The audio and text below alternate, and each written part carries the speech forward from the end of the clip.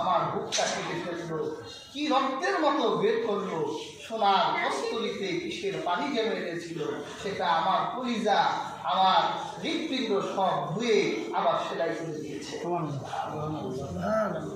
কেন?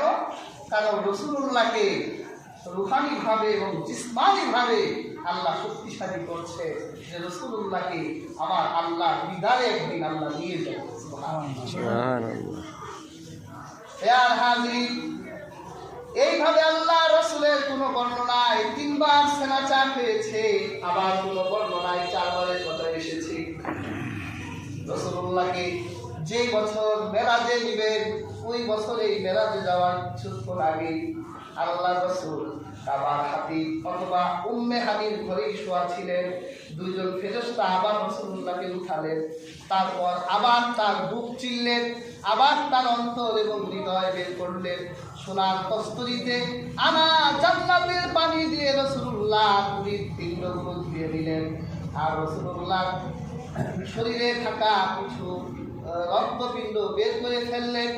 এরপর মেশকাত জাফরান দিয়ে রাসূলুল্লাহ পুরা দেহটা ধুয়ে আল্লাহ রাসূলের পেটে সোজা সেলাই করে দিলেন। এই জন্য হযরত আনাস বলতেন, আমি রাসূলুল্লাহকে অসংখ্যবার দেখেছি তার হলচুল থেকে নাভি পর্যন্ত সেলাই করা। সুবহানাল্লাহ। এটা আমি অসংখ্যবার দেখেছি আল্লাহ রাসূলের এখানে অপারেশন করা। সুবহানাল্লাহ। রাসূলুল্লাহকে আল্লাহ শক্তিশালী করেছে। প্রিয় হাজরিন, আল্লাহ রাসূলুল্লাহকে মেরাজে নিলে এমনি এমনি নেয় না। নবীজি নতুন নবী হলেন, আল্লাহ নতুন নবী হিসেবে প্রকাশিত করলেন। যখন দিনের দাওয়াত আরবের মানুষের দ্বারে দ্বারে তিনি পৌঁছাচ্ছিলেন, অমানবিক, অসহনীয় নির্যাতন রাসূলুল্লাহ সাহাবীদের উপর চলতে লাগলেন। রাসূলুল্লাহ মনে খুব ব্যথা, অনেক কষ্ট। এইভাবে আমার বেলালকে কষ্ট দেওয়া হচ্ছে, কিন্তু কিছুই বলা যাচ্ছে না। সত্যি তো নাই, হাতে গোনা অল্প কিছু মুসলিম আম্মার ইয়াসেরকে, একটা পরিবারকে আবু জাহেল ধ্বংস করে দিচ্ছে। হাজরি ইতিহাস গ্রন্থে এসেছে, এই আম্মার ইয়াসের আর সুমাইয়ারা আরবের মানুষ ছিলেন না, অনেক দূর থেকে এই আরবে এসেছিলেন, সবার আগেই ইসলাম গ্রহণ করেছে। আবু জাহেল একদিন মরুভূমি দিয়ে হেঁটে যাচ্ছে, আর চিন্তা করলো এটা না আম্মার ইয়াসেরদের বাড়ি। শুনলাম ওরা মুহাম্মদের আনিত ধর্ম গ্রহণ করেছে, মেজাজটা এমন খারাপ হলো। ঘরের ভিতরে ঢুকেই সুমাইয়াকে বেধারো পিটাতে লাগলো। ইয়াসেরকে বাবাকে একটা গাছের সাথে বেঁধে ফেলা, আর আম্মাকে আগুনে জ্বালাই দেওয়া, মারা যাতে না যায় এজন্য তারে ওই সিস্টেম করে তার শরীরে কতক্ষণ পর পর আগুন জ্বালিয়ে দেওয়া। আল্লাহর হাবিব শুনতে পেরে অতি দ্রুত চলে গেল সুমাইয়াদের বাড়ি। গিয়ে দেখলো সুমাইয়ার শরীর ভরা রক্ত, আর ইয়াসেরকে গাছের সাথে বেঁধে রাখা হয়েছে, আর আম্মাকে জ্বলন্ত কয়লার উপর শোয়ায় রেখে রেখে তার শরীরটা ঝলসে দেওয়া হয়েছে। আল্লাহর হাবিব একটা আবারের জন্য তারে টান দিয়ে উঠাইতে পারে না, কারণ আম্মার ইয়াসের তো রাসূলুল্লাহর দাস বা আবু জাহেলদের দাস। আল্লাহ রাসূল প্রতিবাদ করতে পারছে না, কারণ রাসূলুল্লাহ তো সেই ক্ষমতা নাই। শুধু রাসূলুল্লাহ পাশে দাঁড়াইয়া বলছিলেন, কুল্লা ইয়া নারু কুনি বারদাও ওয়া সালামান আলা ইব্রাহিম কামা আলা ইয়া আম্মার কামা কুনতি আলা ইব্রাহিম। বলতে লাগলেন, হে আল্লাহ, আপনি ইব্রাহিমের জন্য যেমন আগুনকে শান্তিদায়ক বানিয়ে দিয়েছিলেন, আমার আম্মাদের জন্য আগুনটাকে আপনি শান্তিদায়ক বানাই দেন। এগুলোই বলার ছিল, প্রতিবাদ করার ভাষা ছিল না। মনের ভিতর কষ্ট। আর আপন চাচা হযরত আপন চাচা আবু তালিব ওই বছর ইন্তেকাল করলেন। যে চাচার ঘরে রাসূলুল্লাহ ছোটবেলা থেকেই বড় হয়েছেন, নিজের সন্তান আলী জাফরের চেয়েও রাসূলুল্লাহকে বেশি ভালোবাসতেন। আল্লাহ রাসূল কোনো বায়না করলে রাসূলুল্লাহ কোনো বায়না ফিরে দিতেন না। সেই আপন চাচা, সেই হৃদয় ভরা শ্রদ্ধার চাচাটা আল্লাহ রাসূলের দুনিয়া ছেড়ে চলে গেছেন। আজকে সেই চাচার বেদনায় রাসূলুল্লাহ বেদনার্ত।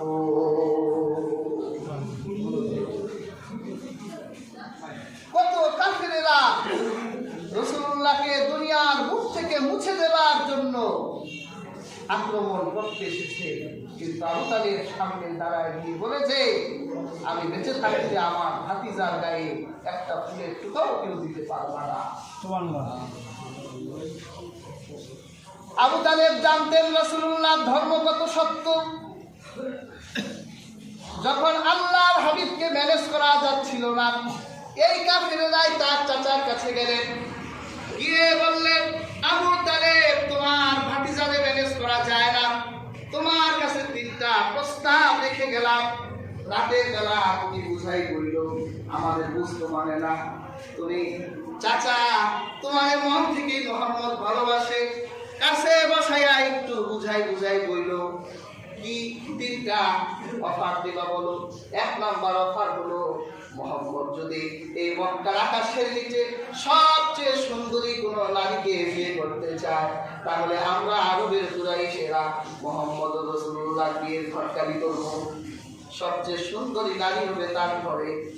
আর সে যদি আমাদের কুরাইশদের নেতৃত্ব চায়, আমরা নেতৃত্ব দিব তাকে। আর মোহাম্মদ রাসূলুল্লাহ যদি মক্কার সবচেয়ে ধনী ব্যক্তি হতে চায়, তাহলে আমরা তার সম্পদের ব্যবস্থা করে দিব। বিনিময় কি? বিনিময় হলো যে আল্লাহ একত্ববাদের দাওয়াত, আর তিনি যে রিসালাত নিয়ে এসেছে, এই রিসালাতের দাওয়াতটা বন্ধ করতে হবে। আবু তালেব বলল, মনে করো, ঠিক আছে, রাতের বেলা যখন আমার ভাতিজা আমার বাড়িতে আসবে, আমি তাদের বুঝাই বলবো। যখন আল্লাহ রাসূল বাড়ি এলেন, আবু তালিব বলল, মক্কার কুরাইশেরা তো বড় 3টা অফার এনেছে। কি অফার? চাচা বলেন, তোমাদের মক্কার সবচেয়ে ধনী মানুষ বানাই দিতে চায়। আর কি চায়? আর তারা চায় তুমি তাদের নেতৃত্ব দাও। আর কি চায়? আর তুমি যদি চাও তাহলে মক্কার সবচেয়ে সুন্দরী নারীকে তোমার ঘরে বউ বানাবে। বিনিময় কি দিতে হবে? বিনিময় হলো তুমি যে আল্লাহর কথা বলো, আল্লাহর কথা বলাটা বন্ধ করতে হবে। আল্লাহর হাবিব তখন তার চাচাকে সাক্ষী রেখে বলেছিলেন, লাওয়াদাতিশ শামসি আলা ইয়ামিনি ওয়াল কামারি আলা ইয়াসারি।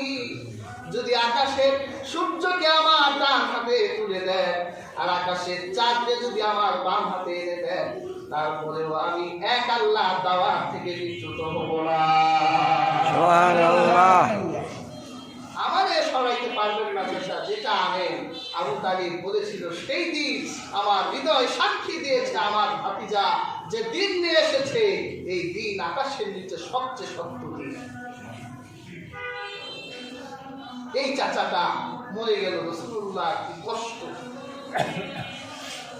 কিছুদিন পরেই আল্লাহ রাসূলকে যিনি আগলে রাখতে, মা খাদিজাতুত তাহিরা, মা খাদিজাও ইন্তেকাল করলেন। বছরটা হয়ে গেল উমুল হুজুর, রাসূলুল্লাহর জন্য দুঃখের বছর। এই স্ত্রী মা খাদিজা, তিনি ততক্ষণ পর্যন্ত বিছানায় পিঠ লাগাতেন না যতক্ষণ পর্যন্ত রাসূলুল্লাহ ঘরে না আসতো। দরজার সামনে দাঁড়াই থাকতেন। মেয়েটা বউ কেমন হতে হয় চিন্তা করছে, এই জন্য আল্লাহ এই বউটাকে আরশে আজিম থেকে সালাম জানিয়েছে। সুবহানাল্লাহ। যদি একটু দেরি হতো,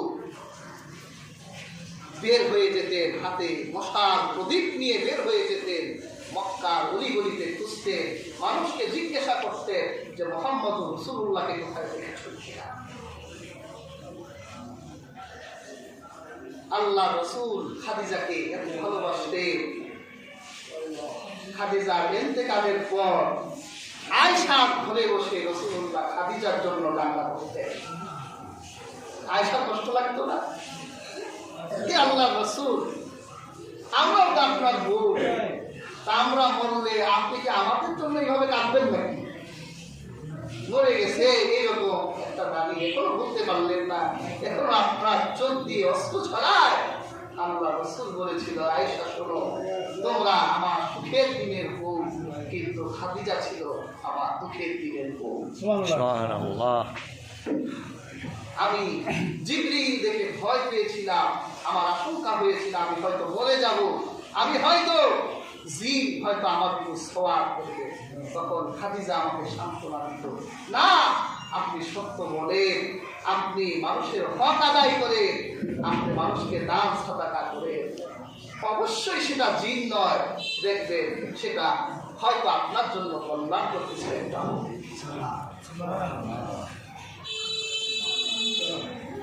হাজিরি, আমার বসলে স্ত্রী মারা গেল, চাচা মারা গেল, আর সাহাবীদের উপর অমানবিক নির্যাতন, রাসূলুল্লাহ পিঠটা যেন কষ্টে বোঝা হয়ে গেছে। আমার আল্লাহ রাসূলের এই কষ্ট সহ্য করতে পারছেন না। কাবার হাতিমে আল্লাহর হাবিব ঘুমিয়ে আছে। আল্লাহ চিন্তা করলেন আমার হাবিবের কষ্ট দূর করতে হবে।